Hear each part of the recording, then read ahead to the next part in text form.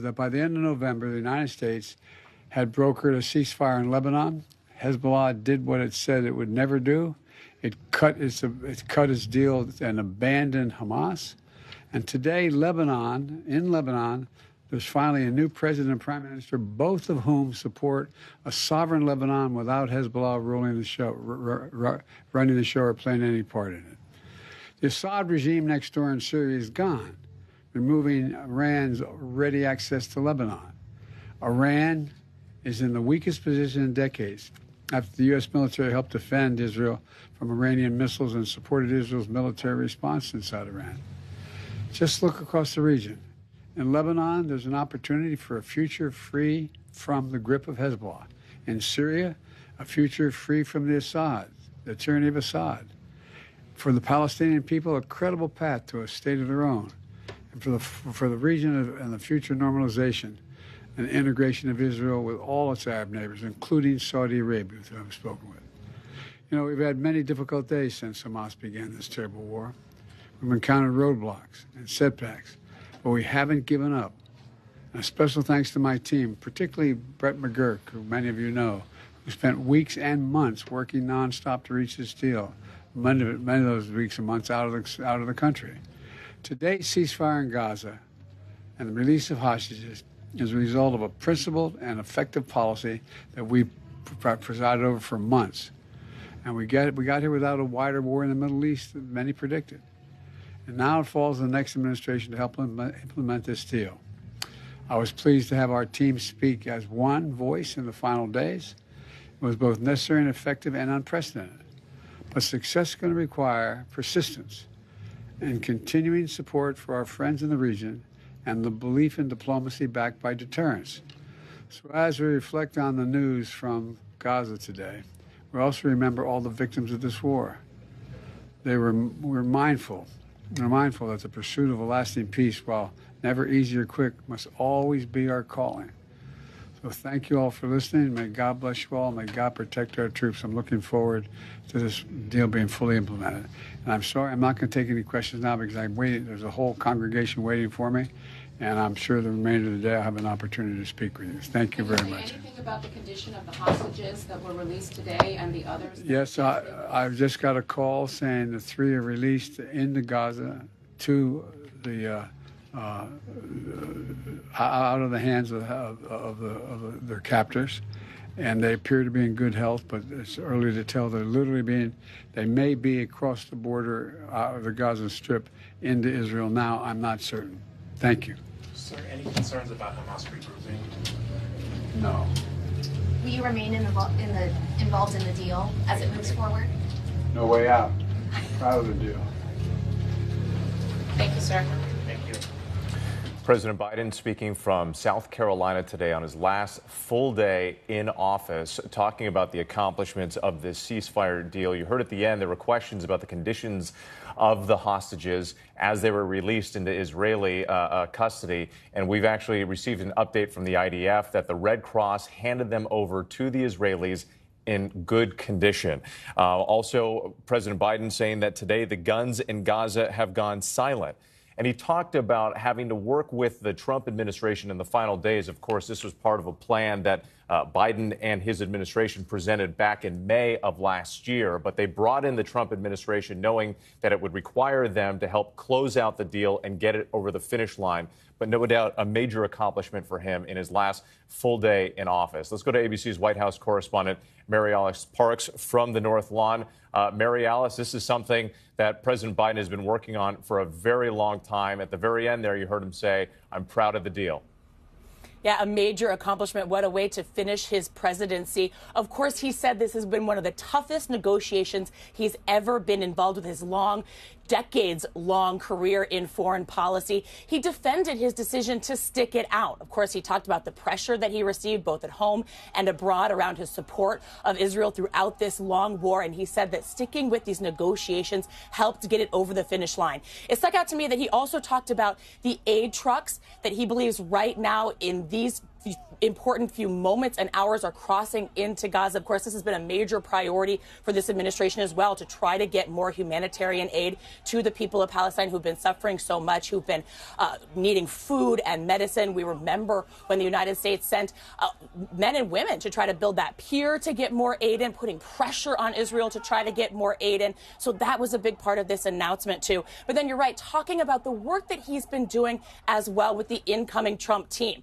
Of course, this White House has said that and acknowledged the bulk of this ceasefire deal will have to be implemented by the next administration. They know that it is important that they've been working together, speaking with one voice. You've heard the president say this week, and that they've been fully updating the incoming Trump team. But no doubt a lot of what is to come, the big questions about how to find a lasting peace, how to move to the next phases of this ceasefire deal still have to be worked out and will still have to be under the incoming Trump administration. Yeah, a lot of difficult questions ahead, but still a major sigh of relief across the region. Mary Alice Parks, thank you. I do want to pull up that video once again that we were showing from earlier, if we could. That was inside Gaza. Just a little context as to what we were seeing here. This was the transfer of those hostages from Hamas. You can see, in the uniforms there, passing the hostages off to the Red Cross and putting them into vans to take them across the border. You can see emotionally charged moments there in Gaza. There were celebrations in the streets there. We also saw celebrations in the streets across Israel. And that's where we find our Ian Pannell, our chief foreign affairs correspondent, who is there in Tel Aviv right now. And Ian, describe the emotions that you're hearing from people. Overwhelming emotions from people here. For 3 young women, their long nightmare is over, and there's a sense of relief here. This isn't really a celebration. This is the start of a process, and time and again, the crowd shouts, Ashaf, Ashaf, which means bring them all home. I just want to quickly just give you a sense of the scene. Everyone here watching live on Israeli Channel 11, the release process, Daniel Hagari, the chief spokesman for the Israeli Defense Forces, just confirming they are all in good condition. They are in Israeli hands, and right now, they're back in Israel. Whit. All right, Ian Pannell for us. And once again, as part of this initial phase, 3 hostages, 3 young women have been released. This will continue for another 6 weeks, and we are expected to hear about more hostages that could be released in the coming days, including Americans. Stay with ABC News Live and abcnews.com for continuing coverage. We'll have a full wrap-up later this evening on World News Tonight. For now, I'm Whit Johnson in New York. We'll send you back to regular programming, and for some of you, that's GMA. Good day. This has been a special report from ABC News. Good Sunday to you. I am Janae Norman, and we are beginning with breaking news. We just heard from President Biden on his last full day as president, making his first remarks on the first 3 hostages released by Hamas as part of a ceasefire deal with Israel. That ceasefire took effect hours ago, around 4:15 a.m. Eastern time this morning. It was delayed nearly 3 hours because Israel said that it had not received the names of those hostages. But now the fighting has stopped. We have seen the moment on video that those 3 women were handed over from Hamas to the Red Cross. For more now, I want to bring in ABC News White House correspondent Mary Alice Parks. You also were just listening along, Mary Alice, as we heard from President Biden. He said that this was the toughest negotiation that he's been involved in his decades-long career. Mary Alice, what more can you tell us? Yeah, he said that after all of the destruction, the loss of life, the guns are silent over Gaza, how important it is that he was able to get this deal across the finish line in the final hours of his presidency. Of course, there's been a lot of questions about how he has been working with the incoming Trump team. You heard President Biden talk about how it was important that they were keeping the incoming team fully aware and fully involved. There's been pressure, of course, from President-elect Trump since the election to continue to work on these negotiations. He said that he is in complete support of this ceasefire deal. The White House acknowledging that the bulk of the ceasefire deal will have to be implemented under the new administration. You heard President Biden saying that he hopes this new team will be as persistent in pursuing peace in the region. It was interesting to listen to President Biden sort of defend this long negotiation. Of course, back in May, he basically outlined this deal. It has been months of false starts, months of hope hope and then frustration when they weren't able to get this done. But President Biden saying that the entire region now has an opportunity, a very different opportunity, from Lebanon to Syria to Iran being weakened. He said that this is a sort of global moment to bring about a new, and he's hoping, of course, more peaceful and more stable Middle East. And he talked about some of the criticism that he received surrounding his support of Israel, that some believed it could draw the U.S. into further conflict. But he says that this shows that this was not the case. And as you mentioned, Mary Alice, President Biden said that this was the deal that he first put forward last May, and says that this was just a testament to how long that it has taken. But what can you tell us about the way this current administration and the administration that takes over, and I mean in less than 24 hours, how they had to work together to make this happen, especially as we've seen during this transition that has not been a hallmark of this time, Mary Alice? No, but when it comes to this issue, we have heard nothing but lines about teamwork, about keeping both teams fully updated. It was interesting to listen to members of the White House today talk about President-elect Trump's helpful comments, they said, in the last few weeks of this negotiation. Of course, President-elect Trump has made very bold comments about having to bring hostages home. He has said that all hell will break out. People will pay if the hostages are not released by his inauguration, no doubt putting serious pressure on these negotiations. But look, the framework of this deal was led by the Biden administration. Of course, the Biden administration trying to take credit for getting it over the finish line in the last bit of this White House, of their time in the White House. And of course, just so much attention on the Americans they are still waiting to bring home. They are hoping that there are 2 Americans that will be released. That is the hope during this first phase. Keith Siegel and Sagi Dekelhen. It's been a lot of moments, passionate and emotional moments here at the White House when the families of the hostages, Janae, have met with President Biden. They've come out and talked to reporters on and off. They've talked about how they're proud of the work that the Biden administration is doing, but of course putting so much pressure to try to make sure the Biden team is doing everything, not forgetting their family members, and making sure that even in these final days that they are continuing to watch every single update and get their loved ones home. Unimaginable what those families must be going through as they hear this news and are waiting with bated breath for more of those hostages to be released. Mary Alice Parks, thank you so much. And just want to reiterate some of what President Biden did say when he spoke shortly ago. Not only those 3 women who were released by Hamas today, but President Biden said that 4 more women will be released in the next 7 days, and that 3 additional hostages will be released every 7 days thereafter, including at least 2 American citizens, as Mary Alice Parks just mentioned there. I want to go now to ABC News foreign correspondent Tom Soufi-Burridge, who is in the West Bank outside of Ramallah, and you're outside of a prison there. Tom, we can see that there is more activity since we last spoke with you. What can you tell us about the atmosphere there, what you're seeing and hearing? Yeah, so we're on the road, Janae, down towards the Israeli prison this way. I mean, you can see there are people gathering here. There are actually some people holding Hamas flags over there, but we've seen mainly Palestinian flags. There are people waiting on this road. We'll just pull in here so that we're safe. Down that road is the Israeli prison. And basically what's been happening today is that a lot of Palestinian detainees have been transferred to that prison, and in the coming hours, we expect, as part of this deal, the first phase of this deal, the first day of the first phase of this deal, I should say, we expect about 90 Palestinian detainees to be basically bussed from that Israeli prison down the road up in this direction. So people are waiting to welcome them back into the West Bank. These are women and men, young men and boys, and the vast majority of them have been held by Israel without trial. And we just spoke to the sister of a prominent Palestinian politician, a woman who is going to be one of the 90 released back into the West Bank today. And she said to me, they're happy that the prisoners are being released. They're sad about the amount of blood that's been spilt in Gaza, because you've got to realize, Janae, that people here in the West Bank have very close ties to people in Gaza, friends, family, etc., etc. And she also said to me, look, every life freed from an Israeli prison is, in her words, a victory for the people of Palestine. So, look, there is a sense of anticipation here. Those prisoners might not emerge from the prison for a few hours now. It's uncertain when this exactly will happen, but there is a mood of anticipation here, a bit of a mood of celebration. There hasn't been much tension, though, so far, thankfully, between the Israeli authorities policing the checkpoint down there and the local Palestinian crowd on this side.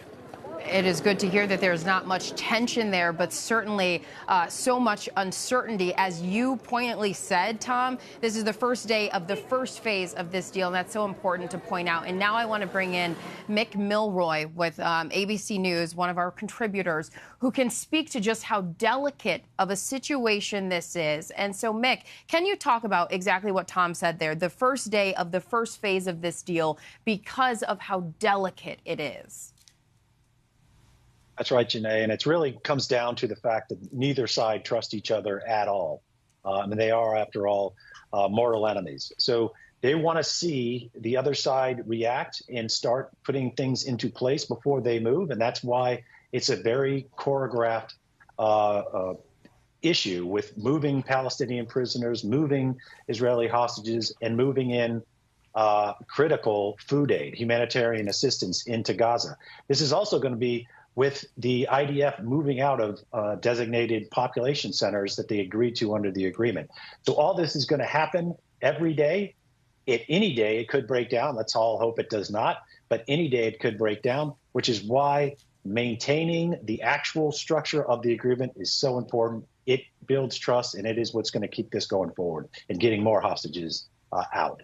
It is so important. And so we know that so much of the attention right now is focusing on those hostages being released. And then also, as Tom was just showing us, where there will be the prisoners released also. But Mick, what can you tell us about the humanitarian aid and how delicate that is because of how needed that aid is in Gaza? It's desperately needed. The hospitals aren't running. Food is not getting to many in the population. And of course, the vulnerable, the elderly, and children are really suffering. There's also a significant issue with not getting enough medical supplies in, which is causing even more problems. So this has to happen. 600 trucks per day was the agreed upon amount.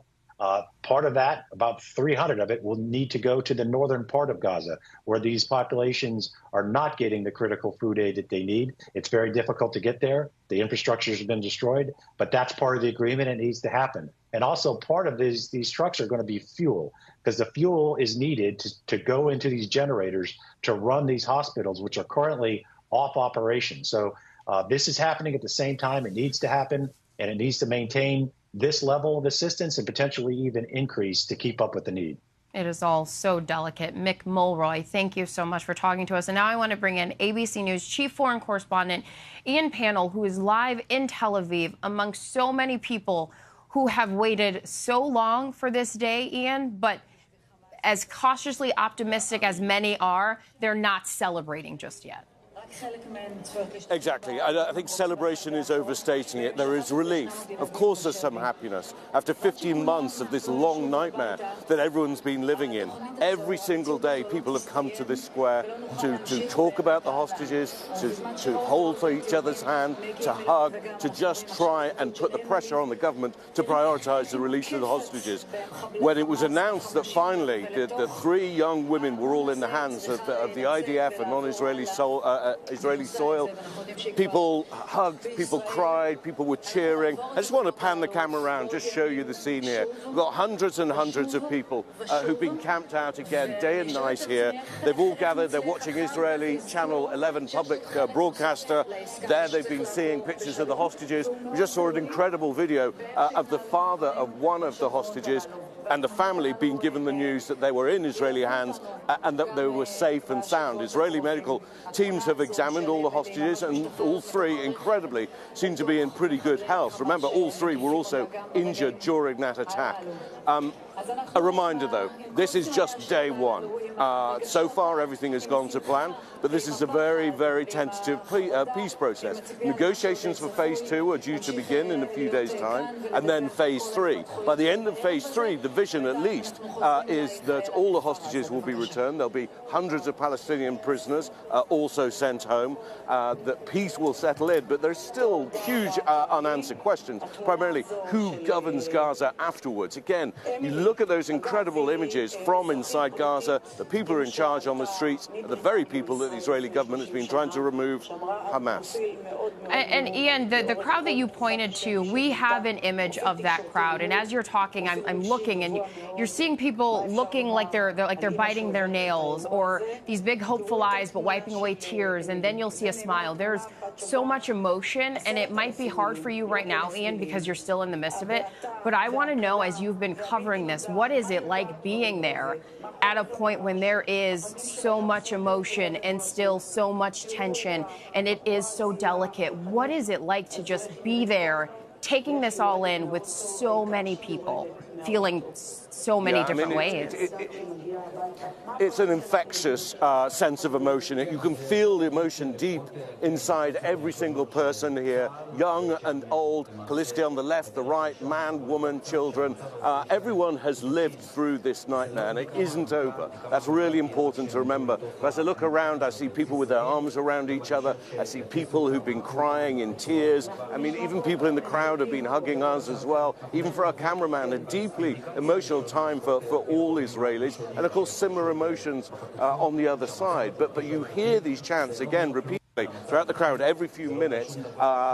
This chant of a single word, now. What it means is bring them all home now. No one can truly celebrate, at least until all the hostages are returned. And even then, it's going to be bittersweet at best because of what Israel has gone through, because of all the deaths, all the suffering, all the dashed hopes. People want to move on with their lives, and for now, they're seeing the first day of that process starting. And Ian, as you reported earlier, 3 words that set off some sort of celebration in the crowd was "it is happening." Seeing that it is happening, that some of those hostages have been released. Ian, thank you for your tireless reporting out there. Our thanks also to Mary Alice Parks, to Tom Soufi-Birch, to Ian Pannell, of course, and to Mick Mulroy as we sorted through all of this. And we will follow this story all day long here at ABC News Live. Of course, there is still more news. So coming up, another major story. The clock has stopped on TikTok. Millions of users waking up to an error message. What's next for the app and what the president-elect is saying. Stay with us.